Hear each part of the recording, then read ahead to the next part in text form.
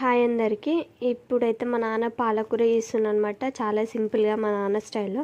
మీరు కూడా ఒకసారి ఇలా ట్రై చేసి చూడండి, ఎలా ఉంటుందో ఖచ్చితంగా కామెంట్ చేసి చెప్పండి. ముందైతే ఆయిల్ పోసుకొని జీలకర్ర వేసుకోవాలి.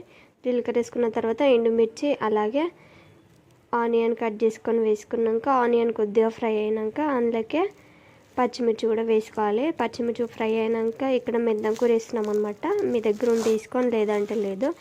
అది మొత్తం ఫ్రై అయిన తర్వాత అందులోకి అల్లం వెల్లుల్లి పేస్ట్ వేసుకొని అది కూడా ఫ్రై అయినాక కొద్దిగా పసుపు వేసుకొని మనం కట్ చేసుకొని పెట్టుకున్న పాలకూరను కూడా వేసుకొని ఒకసారి బాగా కలుపుకొని మూత పెట్టేసుకొని అది మొత్తము అందులో ఉన్న వాటర్ అంతా వచ్చినాక వాటర్ మొత్తం ఇంకిపోయేంత వరకు మూత పెట్టేసుకొని ఉడికించుకోవాలి. ఇప్పుడు అందులోకి ఒక చిన్న నిమ్మకాయ సైజ్ అంత చింతపండుని ఇలా అందులో నుంచి రసం తీసుకొని ఇలా పోసేసుకొని కలుపుకొని కొద్దిగా టేస్ట్కి సరిపడినంత ఉప్పు వేసుకొని మొత్తము చింతపండు నీళ్ళు అలాగే అందులో వచ్చిన వాటర్ అంతా ఇంకిపోయేంత వరకు ఉడికించుకొని దించేసుకుంటే అయిపోతుంది. ఎంతో టేస్టీగా ఉండే పాలకూర కర్రీ.